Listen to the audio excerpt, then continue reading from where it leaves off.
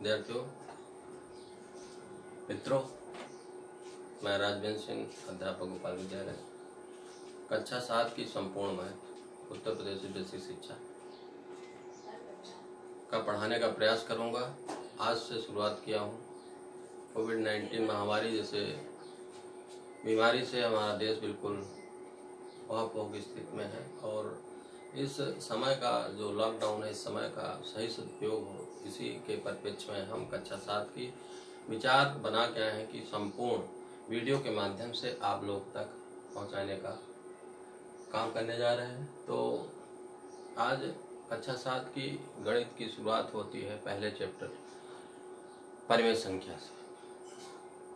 तो बच्चों, हम परिमेय संख्या के ऊपर ही फोकस करेंगे, लेकिन इसके पहले जो पिछली कक्षा 6 में हम पढ़े हैं, थोड़ा उसके बारे में बताना चाहते हैं। प्राकृतिक संख्या है, जैसे गणन संख्याएं होती हैं। प्राकृतिक संख्या आपकी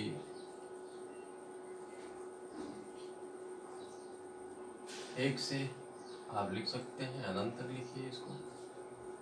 फिर आपकी पूर्ण संख्या, जैसे ही आपका शून्य का खोज होती है तो इसके पहले शून्य लिख दिए। प्राकृतिक संख्या के पहले तो आपकी पूर्णांक संख्या बन गई। फिर इसके जो भी धनात्मक संख्या थी, इसी के संगत आपकी ऋणात्मक संख्याएं भी ले ली गई। तो इस तरह से आपकी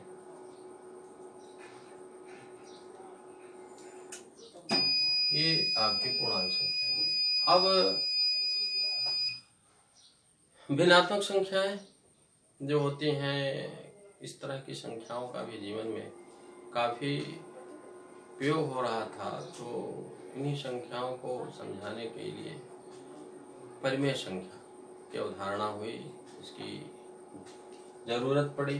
तो परिमेय संख्या को जरूर मैं बताने का पूरा प्रयास करूंगा कि ये भिन्नात्मक संख्या होती है।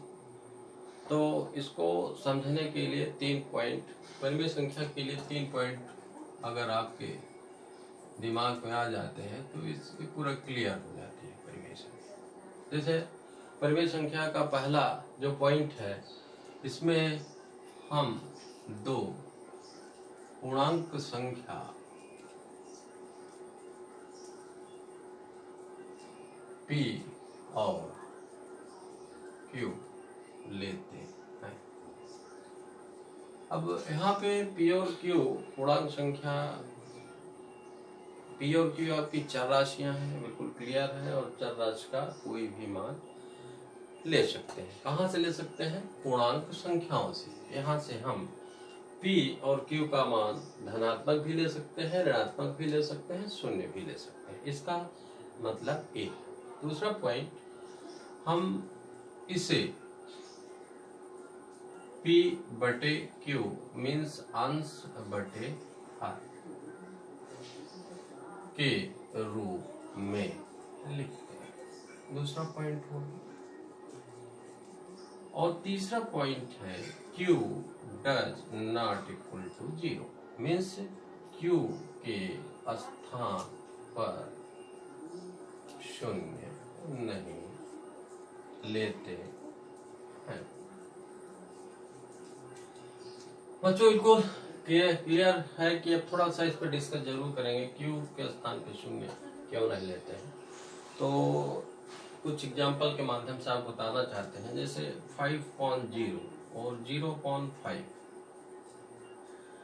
इन दोनों में अंतर देखते हैं क्या? तो यहाँ पे जैसे 5.0 को अगर हम समझे व्यवहारिक रूप में, तो अगर 5 लाख रुपए किसी व्यक्ति के पास है और इस 5 लाख का बंटवारा करने वाला कोई भी व्यक्ति नहीं है, तो यहाँ पे यह समझ में आ रहा है कि यह एक जो परिमेय संख्या है आपकी क्या है, बटावर, एक भिन्नात्मक संख्या है। भिन्नात्मक संख्या का मतलब बराबर बंटवारा।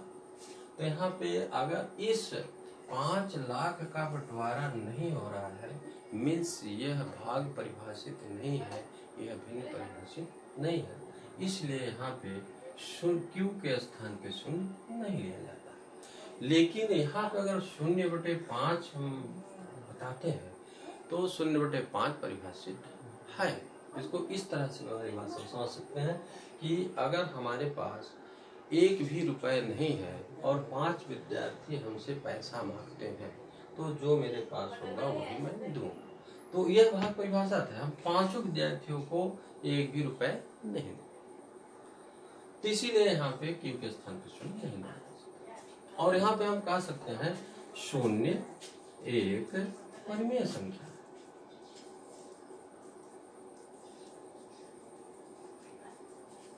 बिल्कुल सही है, शून्य एक परिमेय संख्या है।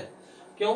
क्योंकि 0/1 लिखते हैं तो यह परिमेय संख्या हो जाती है और इसके मान में कोई अंतर भी नहीं आता। कारण यहाँ पे अगर 0 में 1 का भाग देंगे तो वही संख्या प्राप्त होती है। किसी भी संख्या में अगर 1 का भाग देते हैं वही संख्या प्राप्त होती है। अगर 5 में भाग देते हैं तो 1 पंचे 5 प्राप्त होगी। 0 में देंगे तो वही संख्या प्राप्त होगी। शून्य, तो इस कंडीशन में परिमेय संख्या का रूप ली है, इसको हम कह सकते हैं शून्य परिमेय संख्या है। आपको और बताना चाहते हैं, शून्य न ऋणात्मक होती है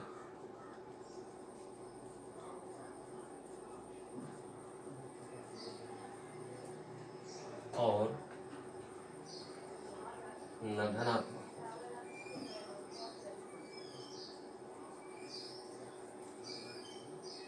शून्य ऋणात्मक होती है और न धनात्मक होती है, इस बात को भी हमको ध्यान में रखना पड़ेगा।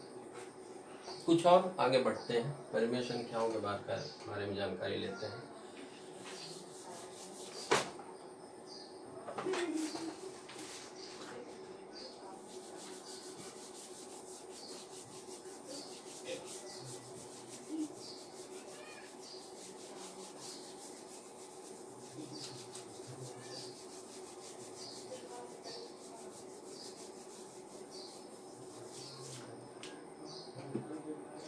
अब इसके बाद देखते हैं कि धनात्मक परिमेय संख्या कौन सी होती है, ऋणात्मक परिमेय संख्या कौन सी होती है।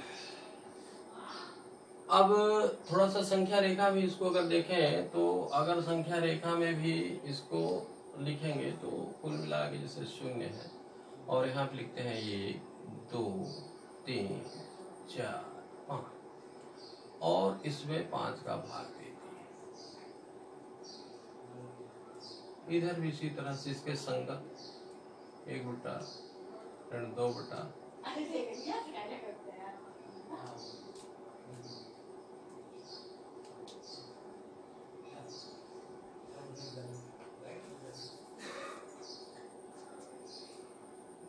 2/5 3/5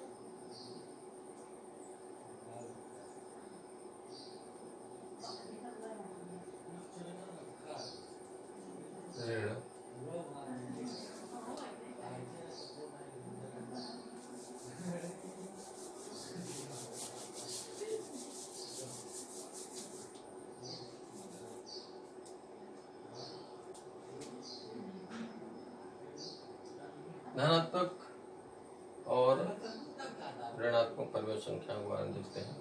जैसे ऋण x बटे ऋण y, तो देख रहे हैं कि यह जो है इसको x बटे y लिखेंगे और यह धनात्मक परिमेय संख्या।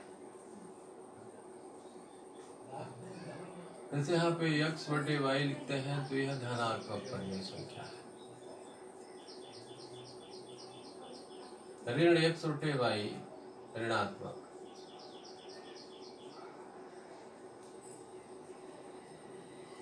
और x बटे y ऋणात्मक।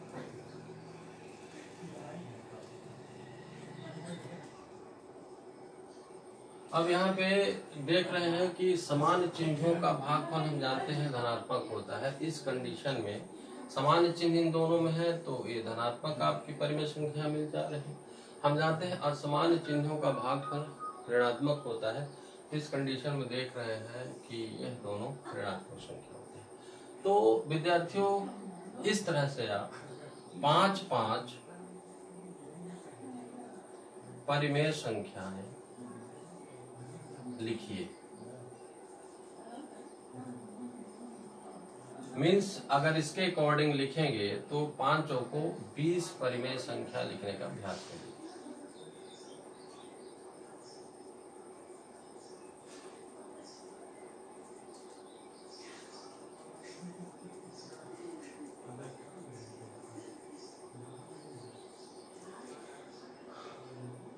अब इसके बाद समतुल्य परिमेय संख्या के बारे में जानकारी देंगे।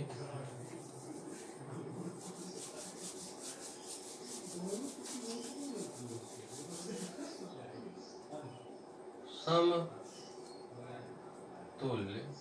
परिमेय संख्या,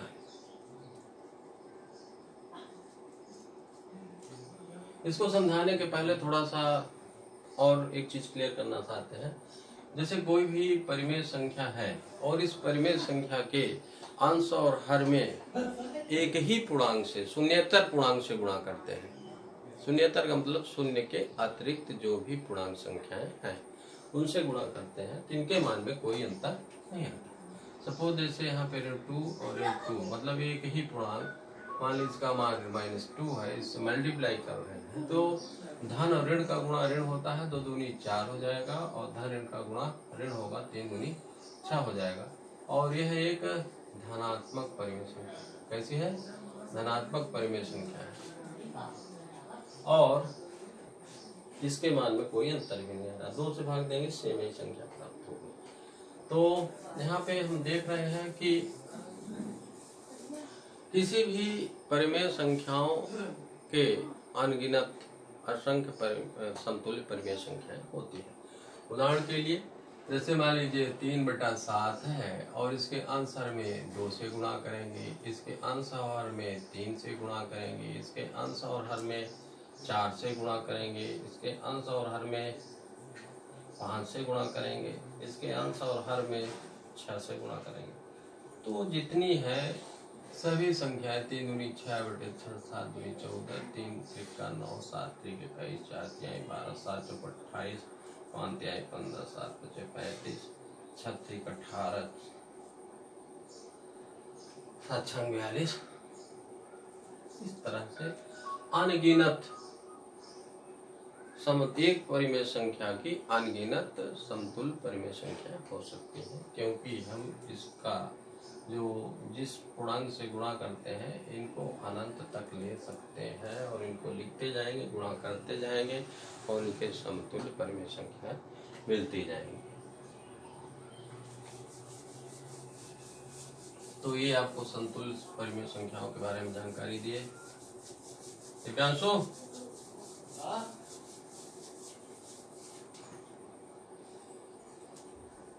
अब यहाँ कुछ क्वेश्चन आपको करना है जिसको आप अपनी कक्षा 7 की बुक्स की मदद से बहुत सारे क्वेश्चन हल कर सकते हैं। फिर नेक्स्ट कल नई वीडियो के साथ फिर से मुलाकात होगी नए टॉपिक के साथ।